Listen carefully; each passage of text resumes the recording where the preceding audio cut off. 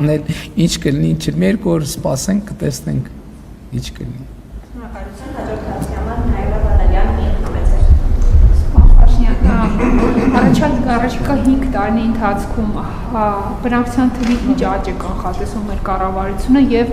դրա մեջ հայրենադարձության աճի տոկոսը ինչքան է լինելու, հաշվի առնելով որ դուք երեք դրա մասին նաեւ խոսացել եք, ինչ ծրագրեր է նախատեսում կառավարությունը, որպեսզի հայրենադարձությունը խթանի, ասինքն ոչ թե անհատ մարդիկ արձագանքելով ձեր կոչին կան Հայաստան, որպեսզի պաշտոններ զբաղեցնեն, այլ եթե ասենք իմանան, որ բնակարանային ապահովման, աշխատատեղերի հարցեր լուծվել է, այդ խնդիրները ինչ են առնչվի, կուզենան ընտանիքներով վերադառնալ։ Երկրորդը կառավարության ծրագրում նշված է, որ միկրոձեռնարկատիրության շեմը առնվազն կրկնակի պետք է բարձրացնել, ես այնտեղ չգտա որ թվականից է դա լինելու եւ որ թվի մասն է խոսքը։ Ինչի շեմը։ Միկրոձեռնարկատիրության շեմը, հարկման շեմը։ 24 միլիոնը դառնալու է 58 միլիոն, թե 60 միլիոն, որ թվականից եք դա նախատեսում ու երբ որ ներդրվի, ինչ պայմաններով է դա ներդրվելու, ինչ է լինելու շրջանառության հարկի ճակատագիրը, հրաժարվում ենք, չենք հրաժարվում, որ թվից ենք հրաժարվում եւ եթե կարելի է գործընկերոջս հարցողակի ճշտեմ, դուք նշեցիք, որ դատա կենտրոնների զարգացման հետ մենք կարող պետք է վերանայենք մեր էներգետիկ ռազմավարությունը եւ միգուցե պահ լինի, որ մենք էներգետիկ դեֆիցիտի խնդիր ունենանք, արդյոք դա նշանակում է, որ կառավարությունը կարող է ինչ-որ մի կետի հրաժարվել այն գաղափարից, որ նախկինում ասում էր, որ նոր ատոմականի կառուցման համար նախընտրելի է փոքր մոդուլային ռեակտորների շինարարության տարբերակը։ Կարող է դրանից հրաժարվի Հայաստանը եւ գնա ավելի մեծ հզորությունների։ Շնորհակալություն։ Գիտեք, այդ կադրային բանկի հետ կապված ձեր հարցը ավելի ամրապնդեց տպավորություն, որ որոշակի շփոթ կա։ Այնպես չի, որ մարդիկ բոլորը բանից են, արտերկրից են գալիս։ Նշանակված մարդկանց, այս պահին արդեն նշանակված մարդկանց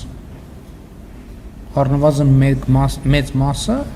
արդեն մի քանի տարի ապրում եւ գործում է Հայաստանում։ Այսինքն իհարկե կան մարդիկ, որ կգան եւ կնշանակվեն, բայց գոնե այս պահի դրությամբ, եթե սենց հիշողությամբ մոտավորապես հաշվեմ 80 եւ ավելի տոկոսը մարդիկ են, որ ապրում են առնվազն մի քանի տարի կամ միշտ էլ ապրել են Հայաստանում, ուսումնառության նպատակով գնացել եկել են։ Այսինքն այդ նյուանսը բան է, ճիշտ չի ընկալում։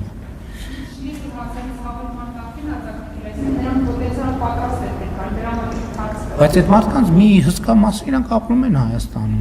Ասենք մարդկան նույնիսկ պետական կառավարման համակարգում աշխատում է։ Հիմա այսօր անվտանգության խորհրդի գրասենյակի ղեկավար եմ նշանակել այդ տրամաբանությամբ, ինքը նախագահի աշխատակազմում է աշխատում արդեն մի քանի տարի։ Եվ մյուսներն էլ էլի մարդիկ, որոնք պետական համակարգում են աշխատում կամ մասնավոր համակարգում են աշխատում, նկատի ունեմ այդ տպավորությունը, թե բոլորը նոր 3 առաջի օրն են եկել Հայաստան, այդպիսի բան չկա։ Միջև հիմա նշանակված բոլորը, եթե չեմ սխալվում,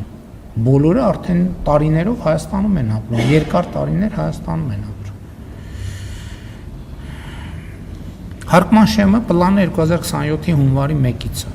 Ասենք ես խնդիրը այդպես եմ առաջադրել, հույս ունեմ կհասցնենք անենք։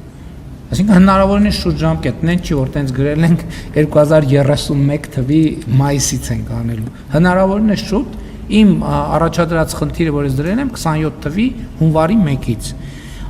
Ատոմային կայանի հետ կապված, գիտեք, ես հարցին ընդհանուր կարող եմ պատասխանել, որ մենք պետք է հաշվարկենք արհեստական բանականության գործարանների զարգացման պլանավորված տեմպը եւ մեր էներգետիկ կարողությունների զարգացման տեմպը եւ համադրենք իրար հետ եւ պետք է մենք ապահովենք էլեկտրաէներգիան։ Պլյուս